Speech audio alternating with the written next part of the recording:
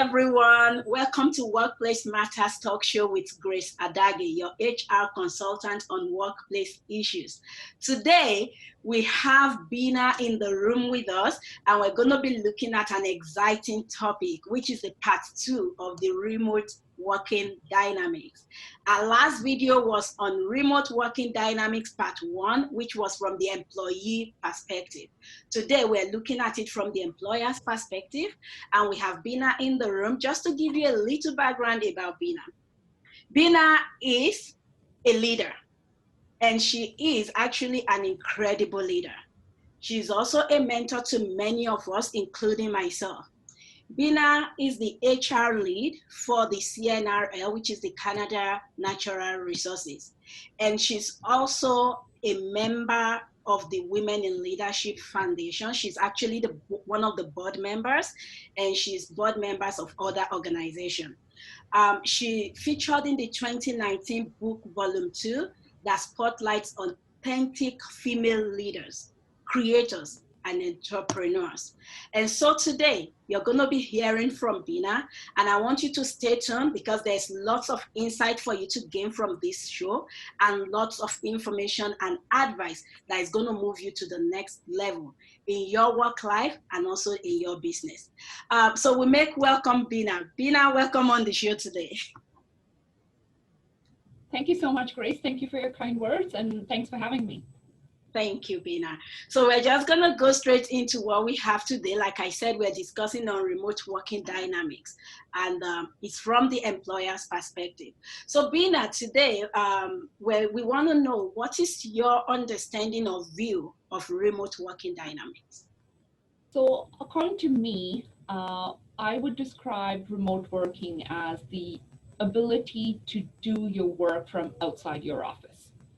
The ability to remote into your workspace from anywhere outside of your office. It could be from your car, from your backyard, from a patio, from your vacation home, from your camper. It doesn't matter. Even overseas, if you have the ability to remote into your workspace, you're working remotely. Awesome. Thank you so much for that, Bina. So yeah, I understand from what you said, it's the ability to work outside of your office and still do your job productively and effectively. So as an employer, what is your expectation of employees working remotely? And yeah, when you see people working from home or working outside of office, from employer's perspective, what is the expectations? I think one of the biggest expectations would be to keep the lines of communication open. So employers are not mind readers. If you have factors that inhibit you from working remotely or doing your job effectively, let your supervisor know, let your manager know that you are encountering some roadblocks. Manage your time effectively. I think that's really key, because there could be a lot of distractions at home, especially if you have children, you have other family members, you have a partner, and you have to share office space. So that becomes a challenge. Also, technical interruptions is another huge concern that takes away from productivity, because especially if you don't have you're not set up effectively, like you don't have a good working laptop, or you have poor connectivity issues. Those kind of things can impact your work. So that's something that the employer is always concerned about. Awesome. So viewers out there, I hope you've been able to hear it from Bina that you need to keep the communication line open. I don't think we can stress that so much, because you need all the help. We know it's not easy to work from home. However, like Bina said, which is really very key, make sure you let your employer know what you need per time if you need support in whatever capacity. And so that will bring me to, yeah, Bina, you were gonna say something? Sorry, Grace. And I would like to add, another point is, act with integrity when it comes to your working hours. If you are, running into issues, pick up the phone, talk to your manager, let them know that, you are encountering some issues, and I'm sure they'll be flexible. So speak up is what I'm trying to say, so long as it's done professionally. Awesome. Thank you very much, Bina, for that. That's a great, advice there. Awesome. So that would take us to the next thing, which is I've heard so many people who work from home saying that they have various challenges coming up. And like you just mentioned, there could be challenges with the tools they're working with. It could be the internet, it could be the environment, distractions here and there. And you've just said to them on how to handle that, which is basically speaking up, talking to their manager on what they're going through and see what support they could receive. From the last video that we did from the employee's perspective, I got to understand that one of the challenges is when people were set up, right, when the COVID-19 thing kicked in, and some people who have not been working from home before were set up to start working from home. Like a lot of people said that they found it so difficult to settle in for the first few weeks. It was really challenging. And the person we interviewed actually said that when he was asked to work from home, that for 2 weeks, his productivity declined because he didn't have enough to work with. So, that really affected him. And then after that, he got back to being productive again and doing well. So from your perspective, what do you think as employers we need to make sure we're putting in place to ensure that productivity is not affected, and ensure that even if these employees are not coming forward to say things, how can we ensure that things are in place to ensure work are being done as expected? Yeah, absolutely. I think one of the biggest challenges for me as a leader was to gauge team members' engagement and attention in virtual meetings. And when you're working remotely, you're spending significant amount of time either on a video call or a phone call. And so it takes away from the actual work that is required to be done. So that impacts productivity as well. So I think what I would highly recommend is daily check-ins with your employees. I used to check in with my team members on a daily basis, understanding not only their work situation, but their personal situation as well. Because at the end of the day, we're all people, and our personal lives impact our work lives as much as we would like to keep them separate. So I think that was, something that worked really well for me. Also understanding, the situation that your team members are in, you can offer support, resources, offer flexibility to the point of reasonableness where you can. I know not all companies are set up to work remotely, and where companies that are, that's great, and companies that are not, offer flexibility. Be understanding of the situation, because this is new for all of us. It requires a change in mindset, and we're in this together. So that was important. I think fostering an environment of trust, so there is loyalty. I think that's really important, and I felt that that really went a long way.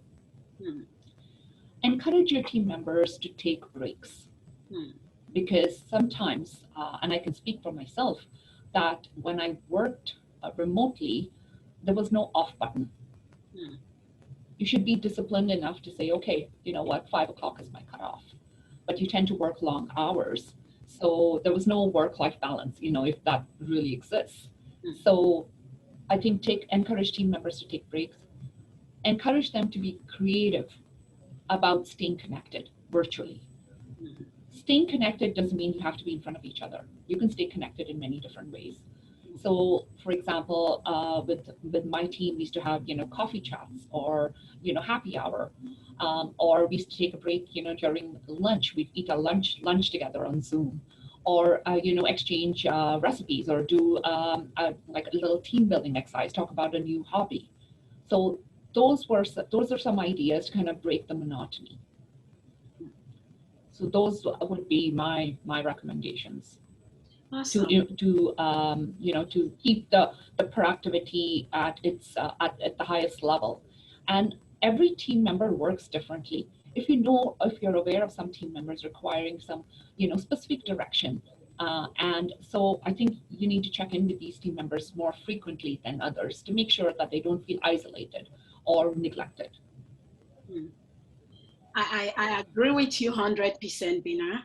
And I really love that statement you made that every team workers works differently. And again, like from the last interview we had, we were also made to understand that the people are at different levels in their career. And this just aligns with what you just said. So they would need different support sometimes at different points in time. So employers really need to be mindful of this, and especially managers, I think.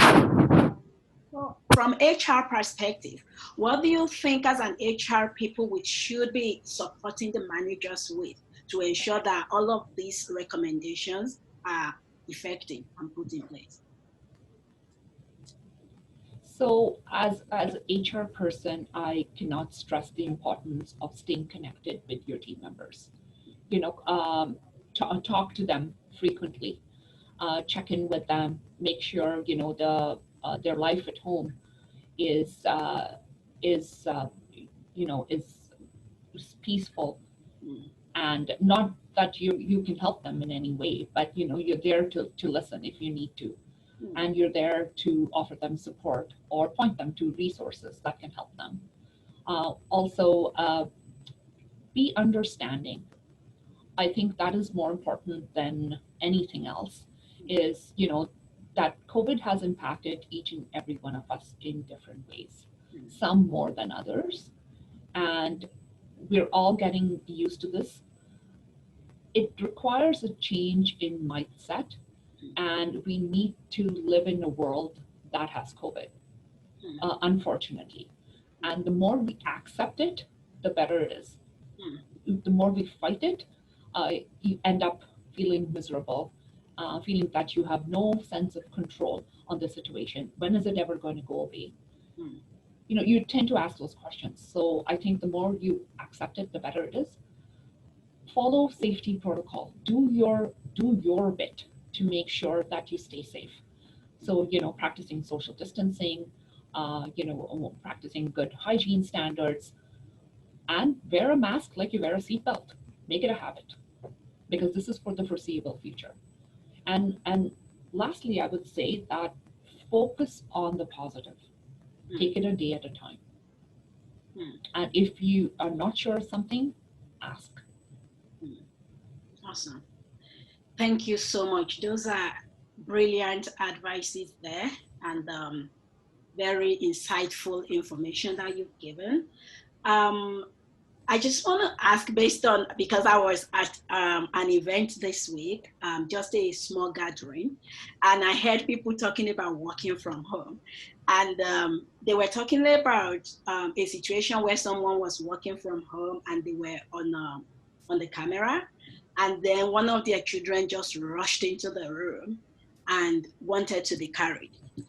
And so the manager got to know about that and did not find it funny because they were actually in an office environment meeting. And so I was like, okay, how did it go? And they said it didn't go well. So I felt personally that was too harsh because of the situation we're all put into. Everyone is trying to adjust here and there. Nobody wished for this situation, but it's what it is at the moment. And so I would like you to help us to stress it to managers out there, just like you just said, that we all need to be understanding. We all need to understand the situation we're in. How can they properly manage such situation so that the employee does not feel bad, does not feel like, okay, it's only when things are perfect that the employer feel like, okay, I'm doing great. But when I go wrong in one or two things, they tend to kind of magnify that and make it look more than the necessary. So how do we balance that and make sure that everyone is happy and work gets done well? So I'll use that situation which you just described. So in that situation, I would, talk to the employee after the meeting. In the meeting, you just kind of, adjust and, move along. But after the meeting, I would have, an honest conversation saying that, yes, I do understand that, you're working from home, can have interruptions because you have young kids who do not understand the seriousness of the meeting. And so, can you exercise some caution for next time, or make sure that, you have somebody in your family who is watching the child. So, have that conversation and at the same time be understanding, because once again, not everybody was used to working from home. And when you work from home, yes, you're going to have, if you have children, especially young children, they're going to be running around. They're not going to understand that, oh, it's a meeting, it's a serious situation and I need to behave myself. With kids, you never know, especially in that age group where they are, anywhere from 1 to 5. Yes, there is that at that time, kids don't think too much about, how it impacts the parents. So I think at that time the employers need to be a little more understanding and say this was not intentional. But I think a conversation after the incident can definitely help. So without making the employee, feel that he or she has violated, some code of conduct. It's not as serious as that, but I think a conversation is important to make sure that doesn't happen again. Awesome. And so the employee can also take some responsibility and make sure that there is somebody to watch the child when you're in a meeting. Great. Thank you very much. That's very, very, informative, and that's very helpful. And I believe that managers who are going to be watching this video too would pick that and take it away. Also for employees, we need to take responsibility. And I believe that with these tips, we will definitely do well on our job. As Workplace Matters, it's all about creating effective workplaces. It's just to see how people can work together and achieve a common aim. So to wrap it up today, Bina, I would like you to, I don't know if you have few advice that you want to give out there to employers and employees as well. This is the time to do that. If you have 1 or 2 advices you want to give to them, that would be really helpful. I would say talk to each other, rely on each other as your support network. Or if you don't have team members, have a support network. That's really important, because what we found is in these times, especially these unprecedented times, there is great impact on mental wellness, mental health, and as a result on physical health.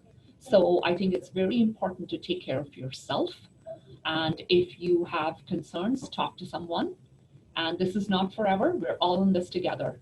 So long as we hold hands, we can wade these waters and come out the other side, hopefully as unscathed as possible. Thank you very much. Well, so we want to say thank you to Bina for all of this advice. You've been very helpful today with giving advice and information to our viewers out there, which I believe would definitely help somebody on their job this week and even going forward. And we're so glad to have you on the show. You've been so awesome. We appreciate you. And we still hope to have you more and more again. So from time to time, we'll let you know, and then we want to bring you back in again. And just before you go, I would like you to, before you give your final word, I'd like to just let viewers out there know that if you have any comments, please, as you watch this video, put your comments in the comment section below. And also, if you have any issues bothering your mind in the workplace that you don't know who to talk to and you want us to discuss it unanimously, awesome. Put it in the comment section, or you can reach us on the email that is being displayed on the screen. Also, like and share this video with family and friends. You never know who this will, be a blessing to. And we hope to come your way again next week. Until then, I'd like Bina to say a word of goodbye to you before I wrap it up finally. Well, thank you so much for having me, Grace. You are wonderful. And your show is, I think, is pretty popular. And I hope that it achieves great viewership. So thank you once again for having me. Thank you so much, Bina. We really appreciate you. And to everyone out there, thank you for watching the show. And we hope to see you again. Till then, have a terrific week. Bye.